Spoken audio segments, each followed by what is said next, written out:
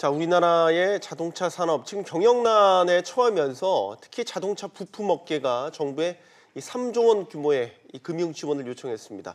하지만 정부가 자동차 부품 업계에 지원이 가능한 상황인지는 우려되고 있는 그런 상황입니다. 네, 만약에 이를 지원하지 않으면 자동차 업계의 연쇄 부도로 이어질 수 있다는 우려가 팽배하고 있습니다.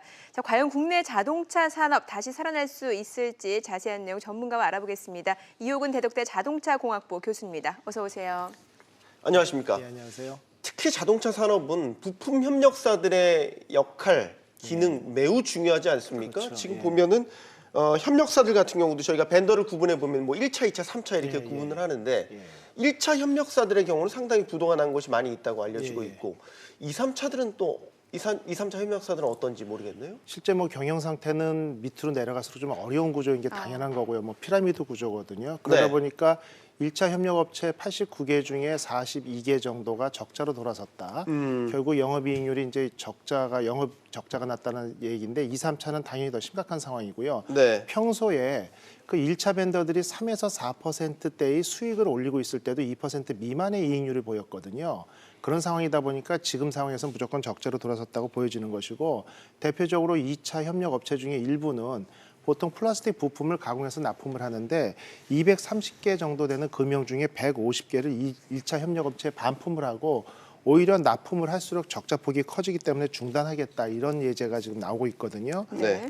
전반적으로 인건비가 많이 올라갔고 이러다 보니까 납품 중단을 통보하는 업체들이 늘어나고 있는 게 현실입니다. 네. 실제로 현대자동차 1차 협력사 중 하나 리안이 이제 워크아웃을 신청한 데 이어서 또 중견 부품사인 뭐 다이나믹이라든지 예, 예. 금문산업이 좀 줄줄이 법정 관리에 들어간다라고 하는데 그럼 이렇게 부품 업체들이 법정 관리에 들어간 배경은 오롯이 완성차 업체 판매 부진 때문이다라고 볼 수 있는 겁니까? 실제 뭐 해외 판매량이 감소하고 내수가 정체되면은 완성차 업체의 수익률이 떨어지겠죠. 네. 그러다 보면은 납품 단가 인하를 요청할 수 있는 부분이 있고요. 네. 그다음에 결국 불공정 하도급 관련해서 많은 이야기들이 나오고 있는데 예. 실제 이제 아까 설명드린 것처럼 피라미드 구조라는 게 실제 낙수 효과가 상당히 적습니다. 그런데 현대자동차가 매출이 2014년에 1%가 올랐을 때 3차 협력 업체 같은 경우에 매출 증대는 0.004%. 굉장히 미미하네요. 그렇죠. 1000분의 4니까요. 예. 그런데 반대로 본사 완성차의 매출이익이 급감했을 때는 오히려 또 연쇄적으로 효과가 더 크게 피해를 보는 상황이 어떤 구조적인 문제인데 과연 이런 상황을 대기업의 횡포로만 볼 수 없는 것이 지금 대부분의 전문가들이 현대자동차의 영업이익률이 3%대로 떨어져 있다는 것은 장기적으로 미래를 위한 투자에 필요한 R&D 여력이 상당히 줄어들었다. 결국은 총체적 난국이 이런 상황을 불러왔다 이렇게 볼 수 있습니다. 구조적인 문제가 상당히 있었군요. 예. 지금 1차 벤더들 중에서도 이렇게 법정 관리 워크아웃에 들어가는 기업들이 나타나기 시작했고 예. 지금 3조 원 규모의 또 금융 지원을 요청했단 말이죠. 그러니까 버티기가 더 이상 힘들다. 한계에 다다랐다라는 건데 지금 금융권에서 이런 자동차 부품 회사들이 빌린 돈이 얼마 정도 되길래 이렇게 좀 어려워하는 건지. 생각보다 큽니다. 자동차 부품 업계의 총 여신이 28조 규모입니다. 28조 원. 예. 상당히 크네요. 예. 이게 잠재적 리스크로 다 노출돼 있는 그렇죠. 지금 거라고 볼수 있잖아요. 28조라고 하면 예. 정부의 3조 원 규모의 자금이 필요하다라면서 지원 요청을 했단 말이죠. 그러면 예. 28조 원을 여신이라고 하면 사실 3조 원 자체만으로도 해결이 될 수 있을까라는 생각이 들거든요. 글쎄요, 뭐 이거 28조는 전체적인 부채 예. 비용이고 단기 도래하는 비용이 뭐 아. 1조 몇천억이 돼 있고요. 예. 거기다 R&D 투자금에 대한 어떤 지원이 4천억. 그다음에 어떤 구조적인 부분 이렇게 해서 3조 1천억이기 때문에 실제 이 부분 가지고 100% 해결된다고 보기는 어렵고요. 단기적으로 현재 생태계가 무너지는 것을 잡아주기 위한 단기 처방이다 이렇게 전문가들은 평가하고 그러면 있습니다. 앞으로 도래하는 그런 차입금까지 포함이 된다면 더 자금 지원이 필요할 수도 있는 실제 상황이라는 지속적으로 이거 어떤 세금이나 지원으로 유지하기 위해서는 상당히 더 많은 부분이 필요한 것이 당연하고요. 예. 단지 이런 부분을 장기적인 투자나 구조 개혁, M&A 이런 분야의 어떤 투자를 통해 가지고 미래의 경쟁력을 올리는 부분에 써야 되는 거지 단기 처방에 3조 원이나 되는 규모를 이제 해소해서 없앤다라고 하면은 지속적으로 자금이 투자될 수밖에 없는 상황이 도래할 겁니다. 예. 어쨌든 중요한 건 지금 맞닥뜨린 위기가 분명히 우리 앞에 눈앞에 있다라는 것이고 그렇죠. 이 자동차 산업이라는 게 체인이라는 게 무너지면 안 되잖아요. 그러니까 완성차부터 뭐 1, 2, 3차 협력사들 또 거기에서 같이 뭐 협력 관계를 갖고 있는 여러 가지 이제 큰 연관 산업 효과들이 크기 때문에 이런 것들이 전체적으로 한 군데가 구멍이 생기면 다른 것도 계속해서 균열이 발생한다 이렇게 봐야 되는 거죠. 예, 뭐 우리가 일본 얘기를 잠깐 해보면 다카타 에어백 얘기가 요즘 위기라고 나오지 않습니까? 네. 아까 말씀드린 것처럼 자동차 산업은 피라미드 구조로 바닥이 좀 넓고 안정적이어야 되는데 실제 일본의 그 원전 사태, 지진 사태 이후로 부품 업계가 붕괴되면서 역 다이아몬드 구조로 갔거든요. 그러다 보니까 3차 업체들 중에 대부분이 도산하면서 한두 개 업체만 남아 있다 보니까 네. 오히려 한두 개 업체가 여러 회사에 2차, 1차에 공급하는 이런 역피라미드 구조 이런 부분이 결국은 일본 다카타 에어백의 위기를 불러온 부분이 있거든요. 그렇기 때문에 안정적인 피라미드 구조의 유지 상당히 중요한 부분이다 이렇게 볼 수 있습니다. 최근에 뭐 얼마 전에 이제 교수님과도 수소차 얘기를 했지만 예. 어떻게 보면 이제 미래자동차에서 수소차가 저희가 지금 부상하고 있는 이런 상황에서 자동차 부품사가 위기를 맞았다고 하니까 여러 가지 이제 시사점이 있는 것 같습니다. 그러면 어떤 돌파구 해결책으로 미래를 본다면 자동차 부품 업체들과 수소차의 교집합 저희가 찾아볼 수 있을까요? 찾아볼 수 있는데 이게 문제죠. 우리가 뭐 잔칫날 기다리다 굶어 죽는다는 옛날 얘기 있지 않습니까? 네. 뭐냐면 메이커에서 중국에 공장을 세팅을 할 때 설립을 할 때 5년 안에 원금을 회수하고 그 이유는 불투명하다고 보는 게 전망이거든요. 그 정도로 5년 후의 미래에 대해서는 정말 불투명한 게 자동차 산업인데 보통 2030년 이전에 유럽 같은 경우도 내연기관 자동차를 다 퇴출한다고 했기 때문에 네. 방금 말씀하신 바대로 수소 자동차 부품에 집중하고 개발하는 건 필요합니다만 그때까지 2, 3년을 견디기 어려운 게 현실로 다가왔기 때문에 이런 부분을 어떻게 우리가 원활하게 극복을 하면서 현재 위기도 넘어가고 미래의 경쟁력도 확보하느냐 이 두 가지 토끼를 지금 잡아야만 되는 상황이기 때문에 진정한 위기라고 말씀드릴 수 있는 것이죠. 네. 네.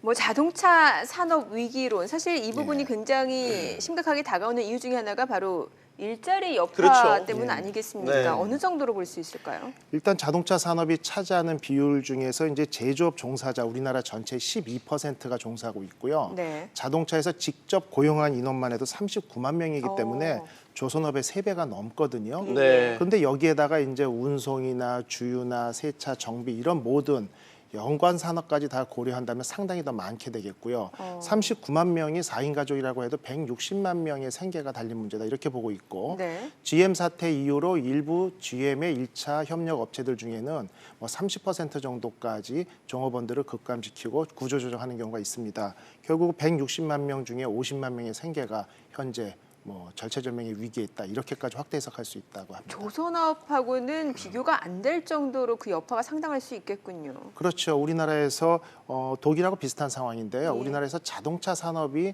우리나라 수출에 차지하는 비용이 최대 18%라고 보고 있고요. 네. 제조업 생산에서 14%를 차지하고 있기 때문에 뭐 조선업과는 비교가 안 될 정도로 큰 규모다. 이렇습니다. 사실 당시에 조선업 구조조정이 한참 진행될 때만 해도 우리 경제가 얼마나 출렁거렸습니까? 추천거렸죠. 예. 더 큰 파도가 우리한테 맞닥뜨릴 수 있다라는 건 위기감으로 분명히 다가오는 것 같습니다. 회복 가능성은 어느 정도로 보십니까? 지금 만약에 이런 긴급 수혈이나 지원이 이루어져서 위기를 넘긴다면 향후 회복 가능성이 있어야 될 것 아닙니까? 상당히 고통스러운 기간을 거쳐야만 될 겁니다. 아까 말씀드린 것처럼 단기적인 해법은 될 수 있지만 이것이 과연 2년, 3년 후에 어떤 장기적인 해법까지 적용해 줄 수는 좀 미지수거든요.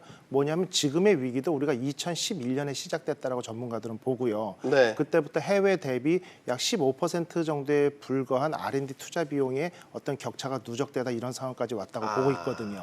네. 그러면 결국 지금의 위기를 과연 3조 원의 투자로 1, 2년 만에 회복될 수 있을까 이렇게 보기는 어렵고요. 실제 뭐 현대자동차만 하더라도 경쟁사인 도요다나 폭스바겐 대비 인건비 비율이 최대 2배 이상 높거든요. 이런 어떤 고비용 저효율의 문제점이 우리나라 완성차뿐 아니라 1, 2, 3차 어떤 협력 업체까지 구조적인 문제로 현재 자리 잡고 있기 때문에 이런 부분에 대한 특단의 조치를 내리지 않는다라면 미래에 대한 어떤 경쟁력 확보 어렵다고 보여집니다. 네. 네. 자, 그리고 뭐 완성차 업체도 그렇습니다만 사실 이제 부품 업체가 워낙 많다 보니까 네. 이 부품 업체까지도 위기감이 이어지고 있다는 말씀을 저희가 계속해서 드리고 예. 있는데 사실 여기서 또 하나 얘기가 나오는 게 그럼 매출처를 다변하면은 어느 정도의 그런 국내 완성차 업체가 좀 부진할 때 예. 이러한 부분을 모면할 수 있지 않느냐라는 시각도 있거든요. 예, 그런 부분이 가장 어렵고 아쉬운 부분이죠. 우리가 뭐 이름만 대면 알 수 있는 보쉬나 이런 대기업 같은 경우, 외국 같은 경우 이제 강소기업이라고 표현을 합니다. 네. 작은 영웅들이라고 표현하는 이런 기업체들이 많은데 우리나라 같은 경우는 대부분의 어떤 기업들이 납품처가 단일화돼 있다든지 네. 이러다 보니까 종속돼 있는 이런 부분에 대해서 어떤 다양한 어떤 판매처를 회복할 수 없고 이제 확보할 수 없는 이런 부분이 현재의 문제점인데 이런 부분도 단기간에 될 수 있는 부분이 아니고요. 네. 장기적인 R&D 투자나 개발을 통해서만 지원되기 때문에 결국은 정확한 해법을 제시해 주셨고 옳은 방법입니다만 그게 과연 1, 2년 안에 될 것인가. 정부에서 체질 어느 개선. 정도 그렇죠. 지원을 결국은 체질 개선을 통해 가지고 네. M&A가 필요한데 기업체 자체적으로 자발적인 M&A는 쉽지 않은 상황이거든요. 각자 가지고 있는 부채, 뭐 그렇죠. R&D의 어떤 노하우나 이런 부분이 있기 때문에 이제 정부가 어느 정도 합리적인 방안을 제시를 하면서 뭐 M&A를 통해서 어떤 자금 지원을 보다 좀 넉넉하게 해준다라든지 이런 방법 제의를 통해 가지고 합리적인 M&A 경쟁력 강화 이런 부분이 필요하다고 보여집니다. 완성차 업체들의 전반적인 그 협력사 관리 정책도 바뀌어야 될 필요가 있는 건 아닙니까? 예, 분명히 바뀌어야 될 필요가 있죠. 네. 지금 같은 어떤 불합리한 하도급 체계에서는 상당히 좀 어려움이 있고 실제 어떻게 처음에 부품을 개발해서 정한 가격에 실제 납품 시에는 거기에서 15%를 저감해서 납품을 받는다라든지 네. 아니면 본사의 어떤 영업이익률이 감소했을 때 부품의 어떤 5% 정도 최대 이렇게 부품가를 낮추는 부분에 대한 요청을 받는다라든지 이런 부분에 대해서는 상당히 개선의 여지가 있다고 보여집니다. 네. 뭐 네. 지금 말씀해주신 내용을 종합해 보면은 결과적으로 좀 중장기적인 대책이 필요하다라는 걸로 해석이 되네요. 예, 맞습니다. 예. 단기적인 위기를 극복을 해야 되겠지만 중장기적으로 어떤 경쟁력 확보를 위해서 구조조정도 필요하고요. R&D 비용에 대한 투자도 필요하고요. 결국은 3조 1천억에 대한 어떤 정부에 대한 긴급 자원 요청 중에 R&D 비용이 4천억밖에 안 된다. 물론 큰 돈이지만 전체적인 비용에 비해서 작게 포션을 차지하고 있다는 것이 이제 전문가 입장에서 좀 우려되는 상황이고요. 오히려 그런 쪽에 대한 비용을 좀 더 넓혀서 장기적인 경쟁력 확보에 필요한 자금 지원 이 부분이 절실하다고 보여집니다. 네. 우리가 글로벌 자동차 부품 업체들 뭐 유명한 데 몇 군데가 있잖아요.